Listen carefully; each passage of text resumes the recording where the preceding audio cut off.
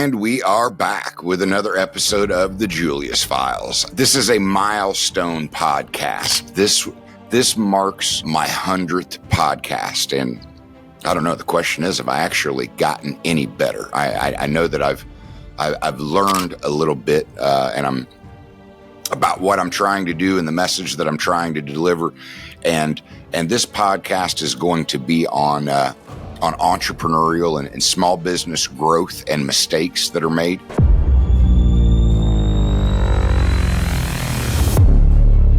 And it is from my perspective because I have made all of these mistakes. So I'm going to try and share a little bit of wisdom in the process itself. I had another entrepreneur that I have been working with come to me because he chased his dream, moved his lawn care and landscaping business out to Hawaii, got it off the ground, decided to introduce a new product, got it doing really well, and then called wanting to know my thoughts about whether he should be opening up on another island to grow. And I started hearkening back to my own old stories and thinking about what I wanted to say to, again, I'm all about accountability. Like I want to give perspective, wisdom, painful lessons learned. But ideally you got to make your own decision. And like I tried to express to him, I mean, I'm like that risk taking, that desire to grow, that desire to beat the odds, that entrepreneurial spirit. I mean, if you're an entrepreneur, you know what I'm talking about. It's in your blood, and you want to keep pushing. But I can look back on my 20-year journey and honestly set back with hindsight being 2020 and look at all of the pain that I caused myself, because there is a right way to grow and there is a wrong way to grow. So I was trying to get him to analyze where he was and quite honestly, candidly, to get him to slow his roll as far as expanding to another island. Okay. When I started my business in 2005, basically within the first year, the business was doing $250,000 a year. And I thought that was the market, that my coffee shop operation, that $250,000 a year, maybe $350 a year was the market. That was what I was capable of doing. So what did I do? I went about opening 6 more operations because it had got off the ground easy enough. And I thought, well, if this must be this easy, I just need to open up more operations. Because candidly, I opened up in Kokomo, and going all the way back to that time, that was at a political time where I looked at it and I was afraid in the day and age where Bush had already basically, I mean, they were screwing us on manufacturing because he was all too ready to give up the manufacturing industry as a whole. And Kokomo lived and died by manufacturing. So in my quest for $1 million, because that's what I thought that I needed to be doing, was $1 million a year, I was afraid that if Kokomo went south because manufacturing went south, that it would drag everything down. So I had to break that $1 million a year, and I needed to do it outside of Kokomo so that it couldn't actually drag me down, which destroyed me. Bit by bit, I chewed through every last dollar that I had and every last dollar that I could beg or borrow. And at the end of the day, I ended up having to close it all down and get down to 2 stores. And then I bought out a competitor, and then I created Pizza Junkies in a test kitchen, and then I moved it into the main operation, and then I opened up another store, and then I bought another business, and then I bought another business. And all of this was in my initial quest that I opened up Coffee Junkies, and I wanted 50 stores in 5 years. What I'm getting at is, like, in that's a lot to unpack that happened over a 15 or 20 year period. But the lesson in that is how much I did not grow the right way. I did not do the right things. I had no business trying to grow. And I wasted years of my life, a ton of energy, millions of dollars flushed down the drain by efforts to get things up, only to literally have to tear them all back down because I did not do the things that you need to do to actually grow a business. I, over time, have literally had to come back to my personal development journey, which then led to the entrepreneurial journey of what is the right way, because everything has always a blue collar guy. I mean, I don't have access to hundreds of millions and billions of dollars. So I knew that franchising was my vehicle. But the big piece about franchising is that everything that you have to do to prepare yourself to franchise is everything that you have to do to properly prepare yourself to actually legitimately grow. And it is the difference is the difference between whether you have a business or whether you have a job. Because if you grow a small business and you don't develop the systems and processes and do the necessary things to literally make it self-sustaining, meaning that you are able to walk away and it continues to run without you directly having your hands in it. If it can't do that, then you don't have a business, you have a job.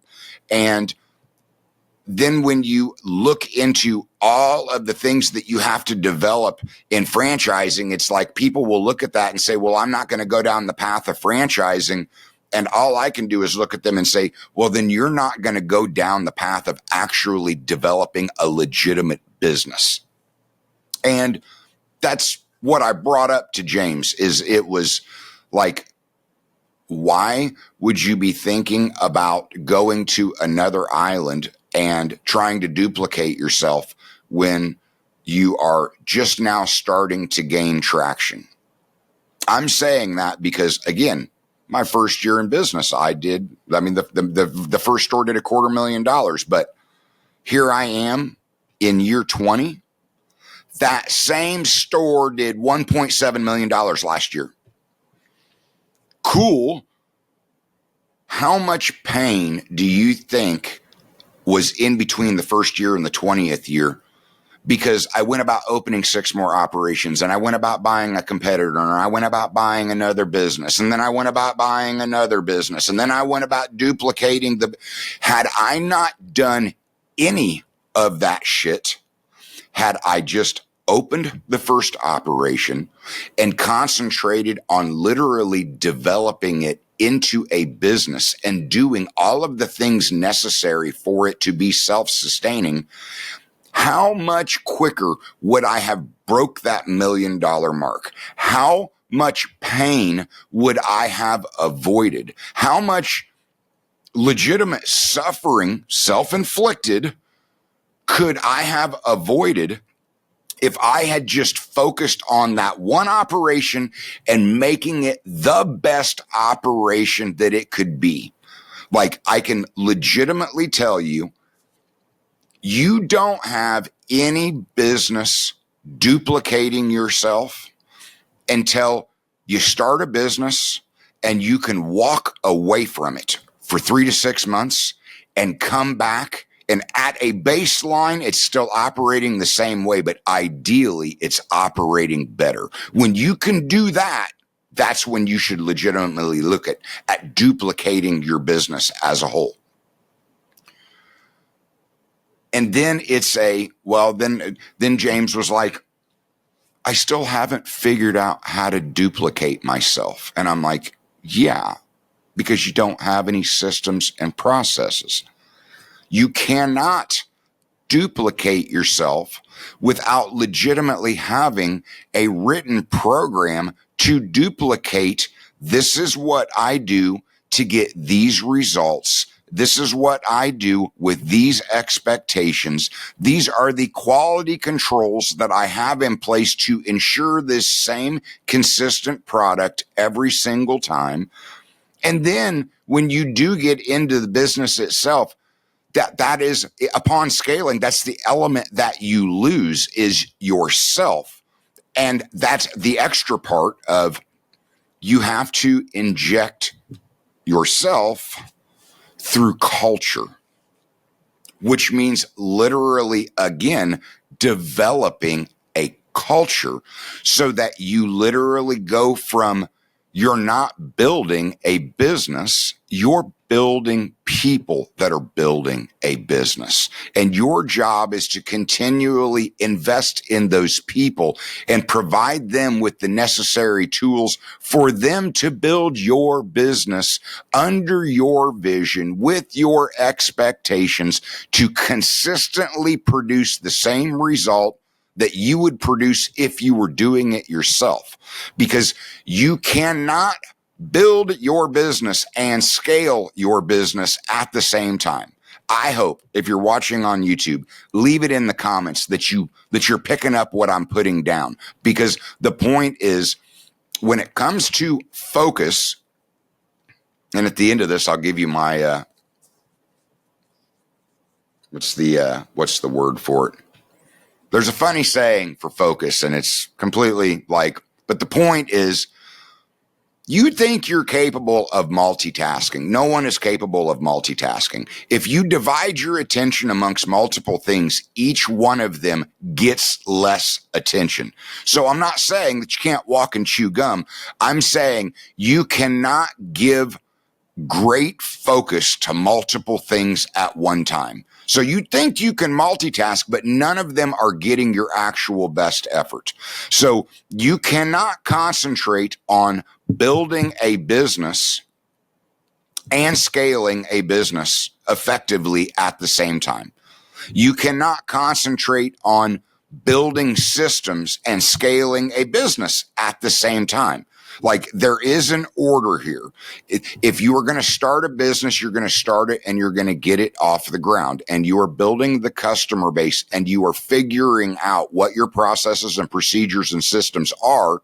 And then you are documenting them. And as you are documenting them, then you are literally documenting the way that you do business, because you want to scale. So you need to move it to the point of letting somebody else be able to put their eyes on it and say, I have wrote down, this is how I go from A to B to C in order to get the end result of D. Can you look at this and follow my guidance and get the same result that I get? If you cannot do that, you have a job. You do not have a business. And I'm just being honest, because there are lifestyle businesses, and those businesses never go to the extent of truly documenting their processes in order for somebody else to come behind and duplicate them on in a consistent manner. And they make really good money for the entrepreneurs that start them. I'm not knocking that. I'm saying to scale a business, you have to know that it can operate without you, so that you can spend your time just focusing on building people and choosing people to execute everything it's what you originally did to get into business.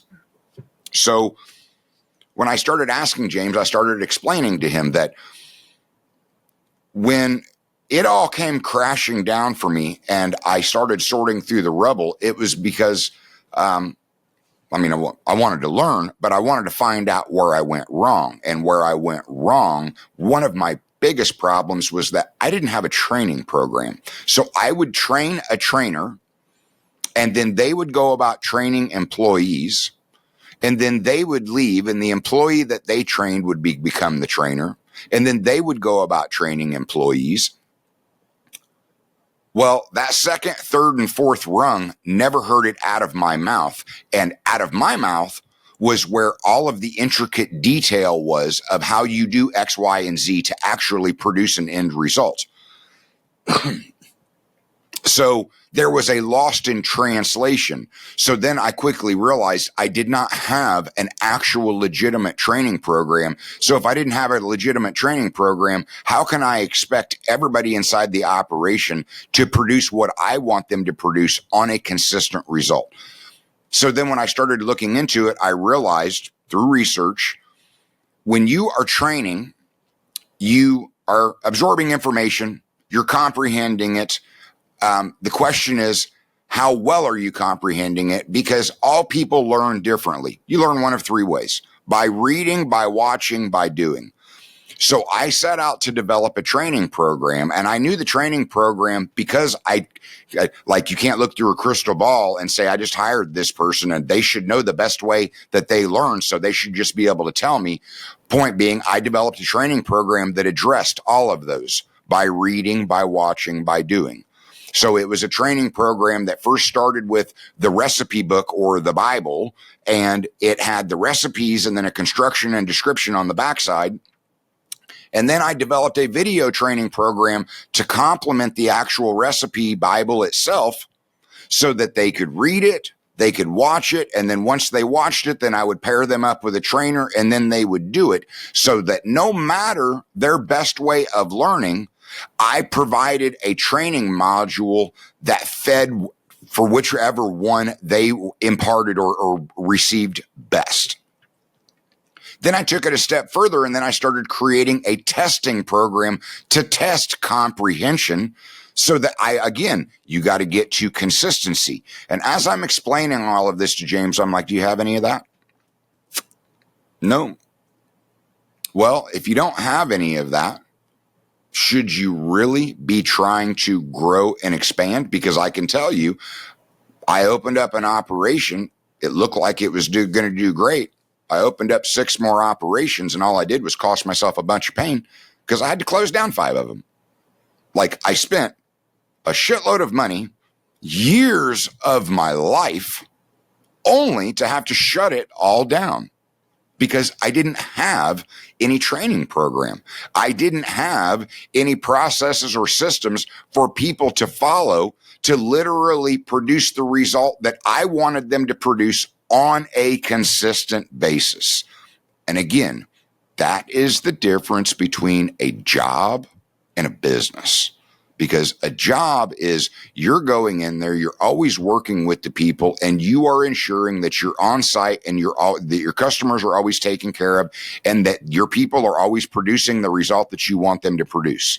A business that's where the freedom comes from. That's what allows you to be able to walk away and enjoy the fruits of the labor, because you have built systems and processes for people to come behind you and follow, and those customers and the business still continue to maintain and grow. And if you don't do those things, you're never actually going to get the freedom that you're looking for when you actually go into business.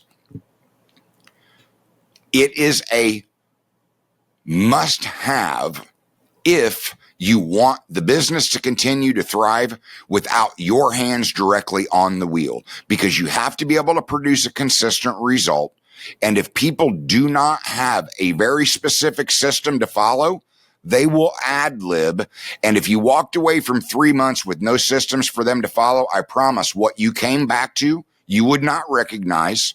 And your bank accounts would liable to be screaming, because your customers wouldn't recognize it either. And they would go elsewhere where they could at least get a consistent product. Even if inferior, they would literally go elsewhere, because once you develop an expectation, you have to meet that expectation over and over again. That's where I've done a podcast on lifetime value of customers. And the whole point is, you can look at a customer and say they have a lifetime value of $10,000, but you don't get that lifetime value of $10,000 with a customer without continually producing the same result every single time. You're unlocking that lifetime value of that customer every single time that you're transacting with them, and meeting their expectation over and over and over again, so they continue to come back to you over and over again. There are many ways to grow a business, and developing the processes, procedures, and systems that I'm referring to it could take you a couple years, but it'll take you a couple years now, and it will gain you a lifetime of freedom. Or you're going to be on an emotional roller coaster, and your business will be on a financial roller coaster, because you will never develop a consistent product, which means you will have massive churn in your business, because you will be losing them due to inconsistency as fast as you are out there marketing and shaking hands and kissing babies to drive new customers in, and they might get a good result. But when they come back and you do not duplicate that result, it's only a matter of time before they go somewhere else. All right. That is my pod. This is podcast 100. And I tell all the young entrepreneurs that I talk with, look for all the ways that you can be a 1%er. And I knew that when I started in on this podcasting journey, that part of it was putting my opinion and perspective out there. And part of it was like I wanted to do this, and I knew that I wasn't going to be part of the 95% that do less than 20 podcasts. I knew that I would break 100 podcasts, and it was just a question of what would this actually turn into. The other side of this is, this isn't even a side hustle. This is a pet project, and it's one of those where I'm able to actually put down my thoughts and hope that it helps somebody. Hopefully it has. Again, if you got any questions, comments, or concerns, leave them in the comments. And if you're watching on YouTube, please subscribe to the channel. All right. Till next time, you guys have a good night.